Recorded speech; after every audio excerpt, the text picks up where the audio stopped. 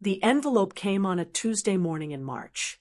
I was still in my bathrobe, coffee in hand, sorting through the usual clutter of bills and advertisements when I saw it. Thick, cream-colored paper, official looking. The return address made my stomach drop before I even opened it. Final notice. Credit default judgment. My name was printed across the top. My social security number. An account number I didn't recognize. I tore it open standing in the hallway. According to the document, I had defaulted on a personal loan of $47,000. The loan had been opened 18 months ago. I had missed 6 consecutive payments. The creditor had obtained a judgment against me. They were proceeding with wage garnishment. I read it 3 times. I had never taken out a loan. I had never missed a payment on anything in my life. My credit score was flawless. I didn't even carry credit card debt. I grabbed my laptop and logged into my credit monitoring account, the one I checked maybe twice a year, always finding nothing unusual. This time was different. There were 3 accounts I didn't recognize. A personal loan for $47,000. A department store card with a $12,000 limit, maxed out, and a line of credit for $25,000, also maxed out. Total fraudulent debt, $84,000. All opened within the last 2 years. All in my name. All showing my correct social security number, date of birth, and home address. My hands started shaking. I clicked on the loan details. The application had been submitted in person at a branch downtown. There was a scanned copy of my driver's license attached to the file. The signature looked exactly like mine, but I had never been to that branch. I had never applied for a loan.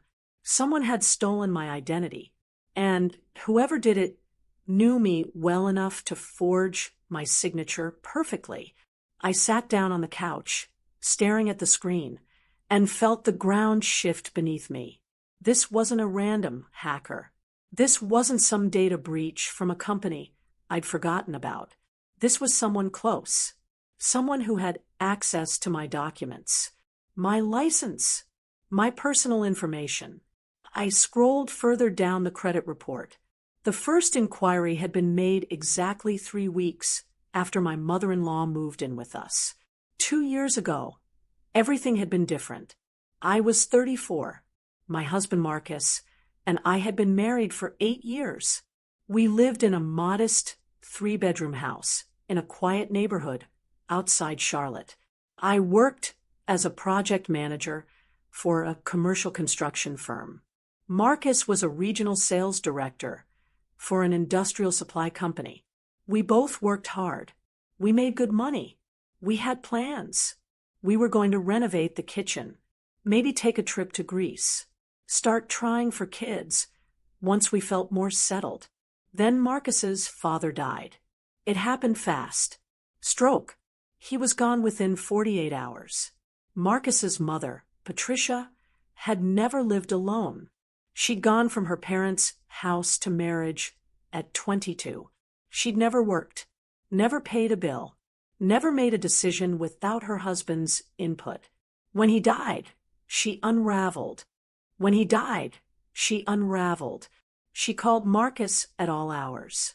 She couldn't sleep. She couldn't eat. She forgot to take her medications.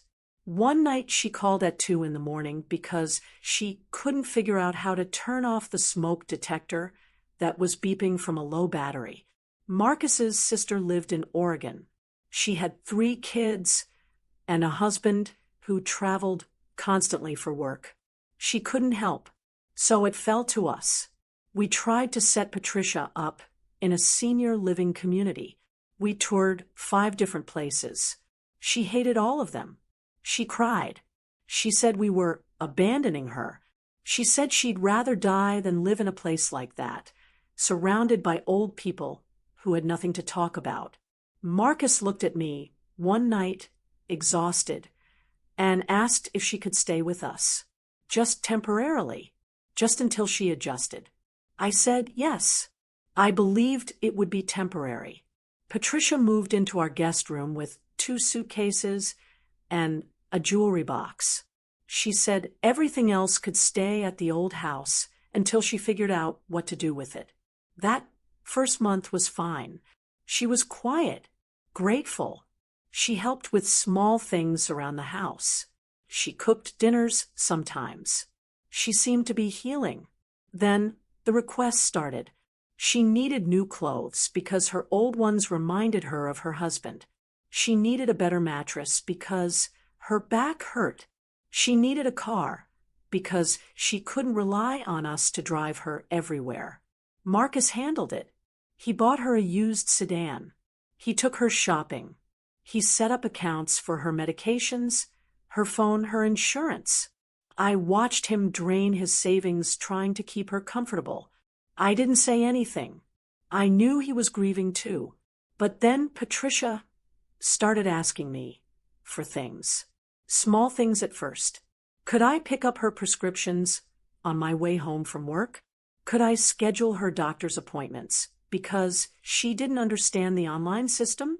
Could I help her apply for her late husband's pension benefits because the paperwork was too confusing? I said yes every time.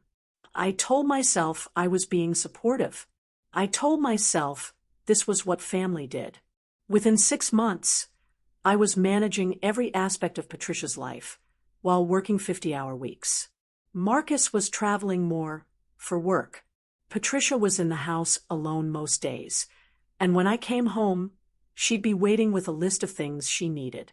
I was tired. I was stretched thin, but I didn't complain. I gave her access to one of my credit cards, just for emergencies, just so she wouldn't have to ask me for every little thing. She thanked me. She hugged me. She told Marcus I was an angel. I felt good about it. For a while. Let me go back further, to the beginning, to the moment I should have seen it all coming. Patricia had always been high maintenance. Even before her husband died, even when Marcus and I were just dating, I noticed it. She'd call him 3, 4 times a day. Little things. Can you stop by and help me move a piece of furniture? Can you pick up something from the store on your way over? Can you come look at the washing machine because it's making a noise? Marcus's father was alive then, perfectly capable, but he never helped with those things. Patricia would wait for Marcus. I thought it was sweet at first. A mother and son who were close. Marcus always spoke about her with such warmth. She raised him right, he'd say. She sacrificed everything for him. But I started to notice a pattern. Patricia never called when things were going well, only when she needed something. And Marcus always dropped everything. We'd be at dinner, and she'd call. He'd answer. He'd leave the table to talk to her for 20 minutes. I'd sit there, food getting cold, waiting. We'd have plans for the weekend, and she'd call with an emergency. He'd cancel on me. I brought it up once, gently. Do you think maybe your mom could call someone else sometimes? Like a handyman or a neighbor? He looked at me like I'd suggested abandoning her on the side of the road. She's my mother. She needs me. I dropped it. When we got married, I thought it might get better. I thought maybe with a wife, he'd set some boundaries. I was wrong. If anything, it got worse. Patricia started calling me too. At first, it was small stuff. She wanted advice on what to wear to an event. She wanted to know if I had a recipe for something. Then it became errands. Could I pick up her dry cleaning? Could I grab groceries for her while I was out? I said yes, because I wanted her to like me. I said yes, because I thought that's what a good daughter-in-law did. I said yes because Marcus smiled when I helped his mother, and I wanted him to be happy. But It was never enough. The more I did, the more she asked. And when her husband died, the floodgates opened. It started with a phone call from my dentist's office. I'd scheduled a routine cleaning for a Wednesday afternoon. The receptionist called me the day before to confirm. Just a reminder, Mrs. Chin, your appointment is tomorrow at 2. Also, we wanted to let you know that your insurance has lapsed. You'll need to pay out of pocket or provide updated information. I frowned. My insurance didn't lapse. I have it through my employer. She paused. Let me check. It says, here your coverage was terminated in December. That's impossible. I've been working the same job for 6 years. Hold on. I heard typing. Then she came back on the line. It looks like someone called in January and requested to be removed from the policy. Is there another Mrs. Chun on the account? My blood went cold. No. Well, according to our notes, the call came from your number. The person said they were switching to a spouse's insurance. I thanked her and hung up. I called my HR department immediately. They confirmed it. Someone had called pretending to be me and requested to be removed from the company health insurance plan. The change had gone through in January. I'd been uninsured for 2 months without knowing it. They reinstated me after I filed a fraud report. But the question lingered. Who had called? I had never given anyone permission to make changes to my insurance. I had never discussed switching plans. That night, I asked Marcus if he knew anything about it. He was scrolling through his phone, barely listening. About what? Someone called my insurance and had me removed from the plan. He looked up. What? Why would anyone do that? I don't know. That's why I'm asking. He shrugged. Maybe it was a mistake. Some kind of clerical error. They said the call came from my phone number. That's weird. Maybe someone spoofed it. I wanted to believe him, but something didn't sit right. I started paying closer attention. 2 weeks later, I got a notice from my car insurance. They were canceling my policy due to non-payment. I called them immediately. I had auto-pay set up. There was no reason for a missed payment. The representative checked my account. Ma'am, it looks like you called last month and requested to cancel auto-pay. You said you'd be paying manually from now on. I never called. The call came from the number we have on file for you. I hung up and checked my call log.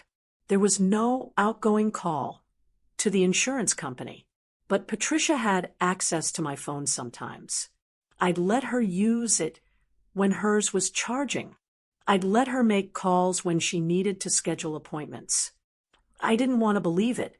I checked the credit card I'd given her. The statement was 12 pages long. I scrolled through, my heart pounding. Restaurants I'd never been to, stores I'd never shopped at, a charge for $1,200 at a furniture outlet, another for $800 at a boutique downtown. I added it up. In the last 3 months, Patricia had spent $14,000. I felt sick. I confronted her that evening. I kept my voice calm. I showed her the statement. Patricia, this card was supposed to be for emergencies. She didn't even look embarrassed. She smiled. Oh, honey, I know, but I've been helping Marcus with some things. He asked me to pick up a few items for a client event. Didn't he tell you? No.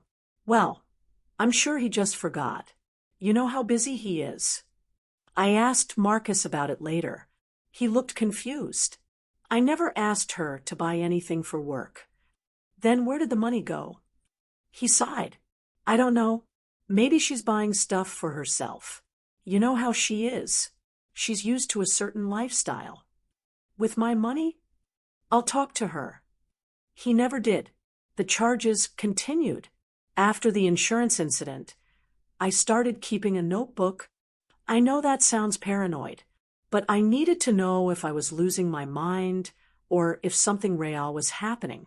I documented everything.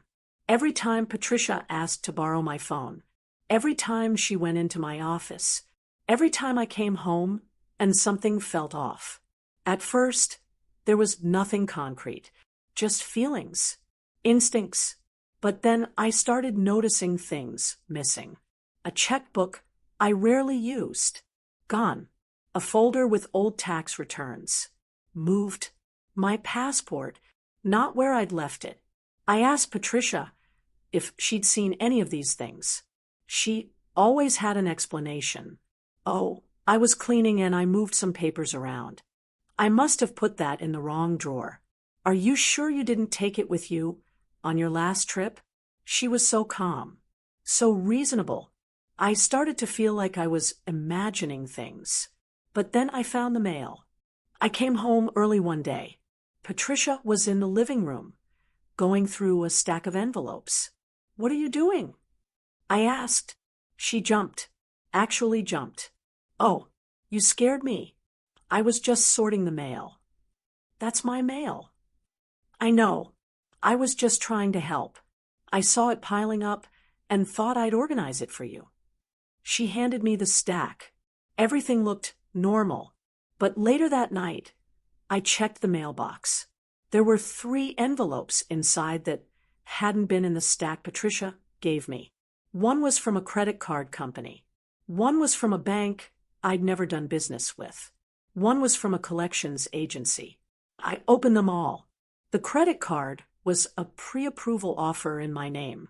The bank letter was a notification that a new account had been opened. The collections notice was for a medical bill I'd never seen before. I felt the walls closing in. The credit default letter arrived 6 weeks later. That's when everything clicked into place. I pulled every document I had. Bank statements, credit card records, insurance notices. I created a spreadsheet. Every fraudulent account had been opened on a day when I was out of town for work. Every call to my insurance had been made from my home phone on a weekday afternoon when Marcus was traveling. Patricia had been home alone every single time. I checked my files. My Social Security card was missing from the lockbox in my office. So was my birth certificate. I found them in Patricia's room, tucked inside a folder with her own documents. I took photos. I didn't confront her. Instead, I called a lawyer.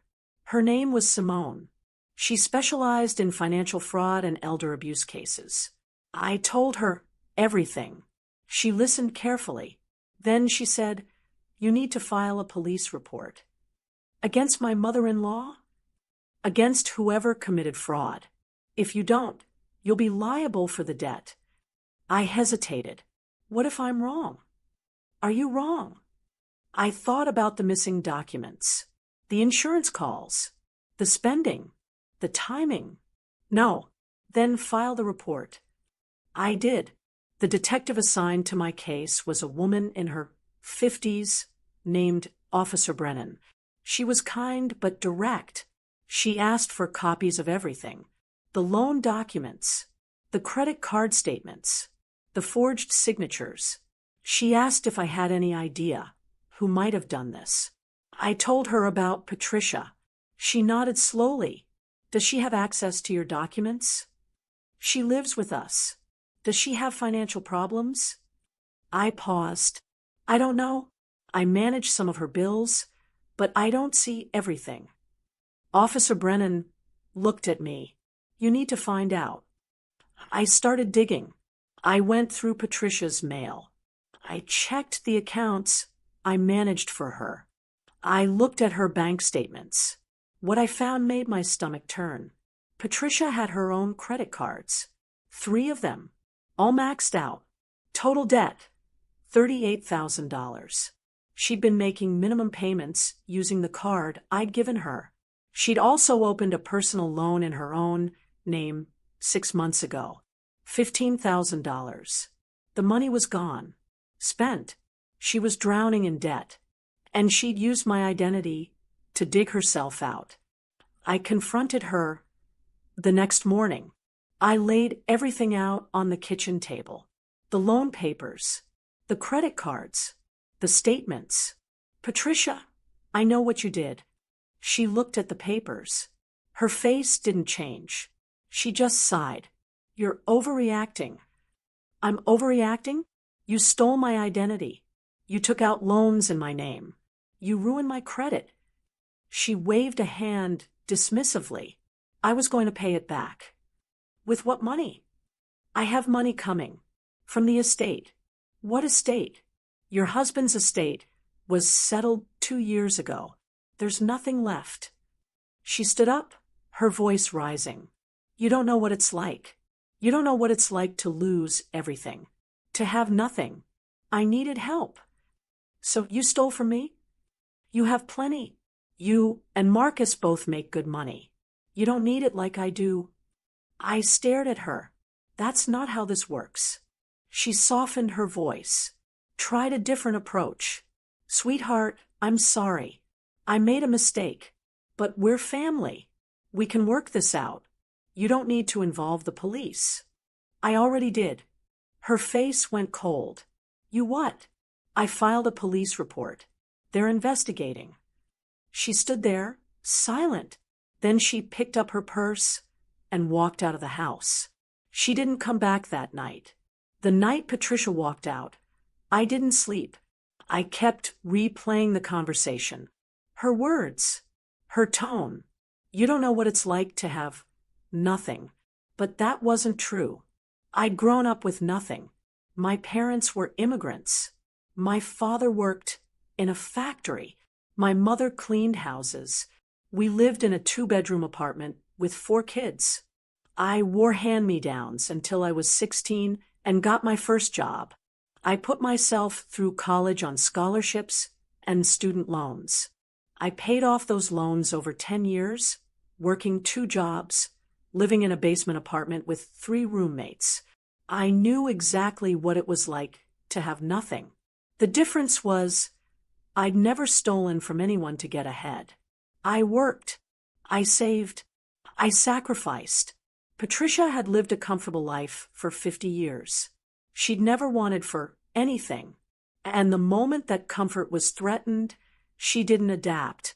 She took, from me, the person who'd opened her home to her, who'd managed her medications, her appointments, her entire life.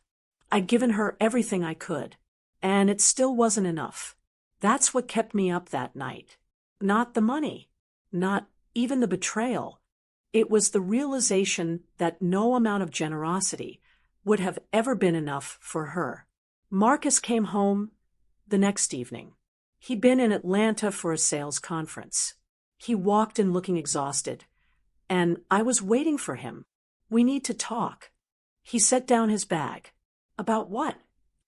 I handed him the stack of documents, the police report, the credit statements, the loan papers. He read through them slowly. His face went pale. Mom did this. Yes. He sat down heavily. I didn't know. Didn't you? He looked up at me, confused. What does that mean? It means you've been defending her for 2 years. Every time I tried to set a boundary, you told me to give her grace. Every time I said something was wrong, you told me I was overreacting. Because I thought you were being too hard on her. She stole from me, Marcus. I know, and I'm sorry, but I didn't know she was doing this. I believed him, but it didn't matter. She can't live here anymore. He nodded. I'll talk to her. No, I'll talk to her. You've talked to her enough. Patricia came back the next morning. She walked in like nothing had happened. I was sitting at the kitchen table. I didn't stand up. You need to leave. She froze. Excuse me? You need to pack your things and leave. Today. You can't kick me out. This is my son's house too. And he agrees with me. Marcus appeared in the doorway. He wouldn't look at her. Mom, you need to go? Her face crumpled. Marcus, please. I made a mistake.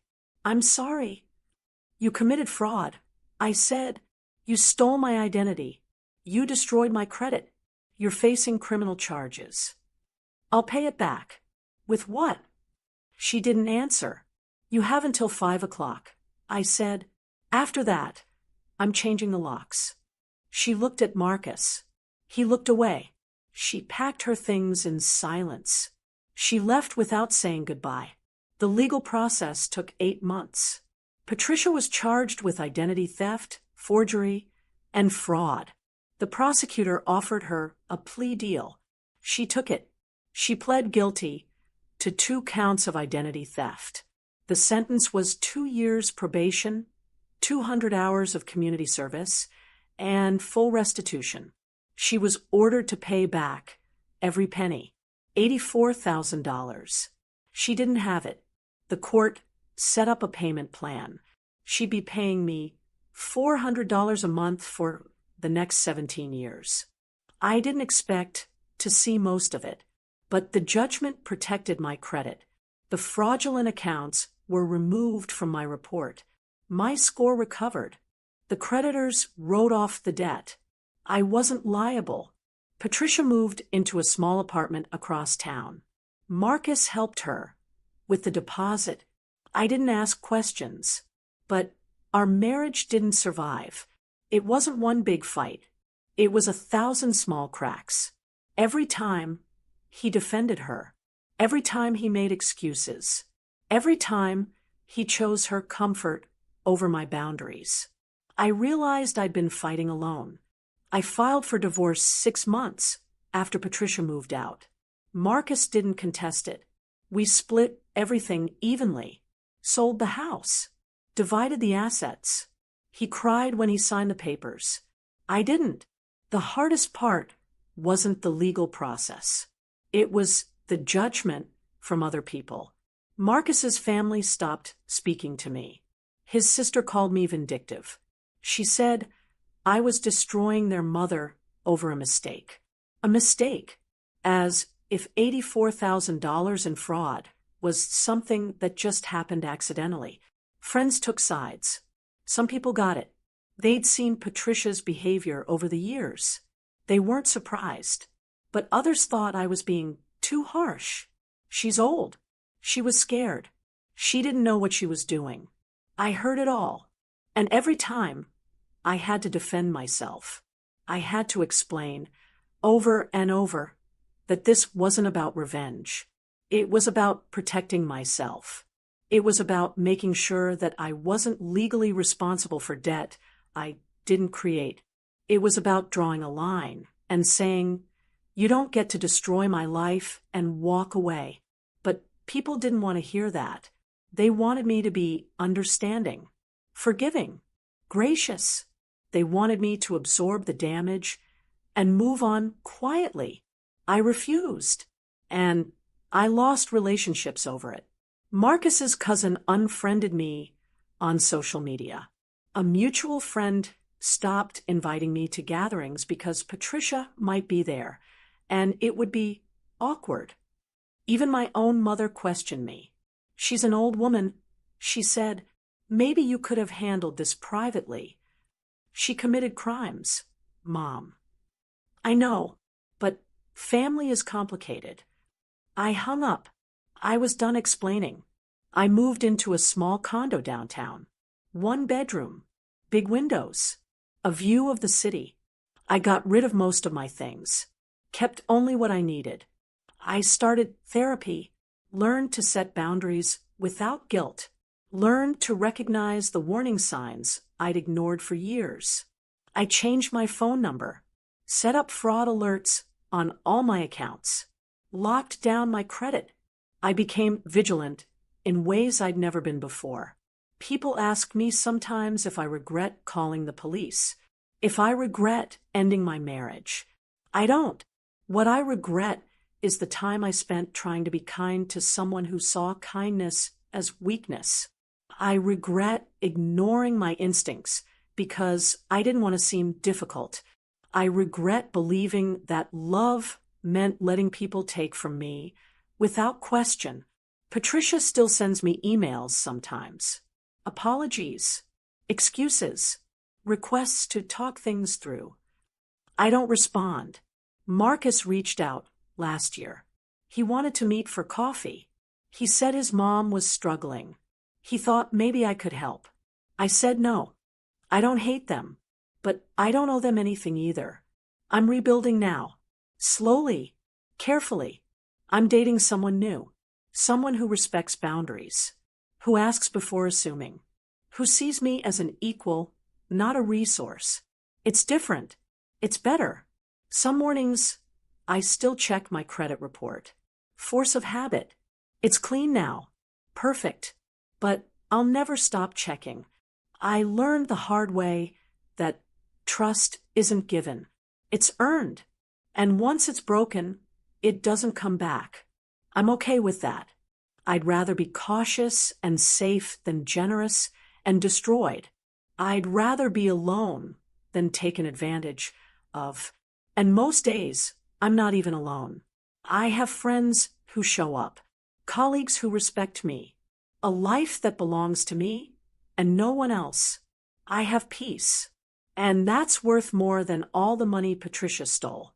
I wake up now without dread, without wondering what crisis is waiting for me, without calculating how much more I can give before I break. I wake up and the day is mine. That's freedom. And no one can take it from me again. 2 years later, I barely recognize my old life. The condo I live in now is smaller than the house I shared with Marcus. But it's mine. Every piece of furniture, every dish, every photograph. I chose it. No one else's needs factored into the decision. It sounds selfish when I say it like that. But it's not. It's self-preservation. I date now, but carefully. I pay attention to how people treat service workers, how they talk about their families, how they handle conflict. I watch for red flags I used to ignore. The first guy I dated after the divorce seemed great, charming, successful. Then he asked if he could borrow money for a business investment. I ended it that night. The second guy was better, kind, respectful, but he had a mother who called him 15 times a day. I ended that too. I'm not interested in repeating patterns. Now I'm seeing someone who has boundaries with his family, who pays his own bills, who doesn't expect me to manage his life. It's refreshing. It's also terrifying, because I keep waiting for the other shoe to drop. My therapist says that's normal. That trust takes time to rebuild. Some days I believe her. Other days I wonder if I'll ever fully trust anyone again. But I'm trying. I'm learning that being cautious doesn't mean being closed off. It means being intentional. It means choosing people who add to my life instead of draining it. And that's worth the effort. Patricia still owes me $82,000. I've received $1,600 so far. 4 months of payments. At this rate, I'll be 70 before she pays it all back. I don't think about it much anymore. The money was never really the point. The point was that she faced consequences. The point was that I didn't just absorb the damage and pretend it didn't happen. The point was that I valued myself enough to fight back. And that changed everything.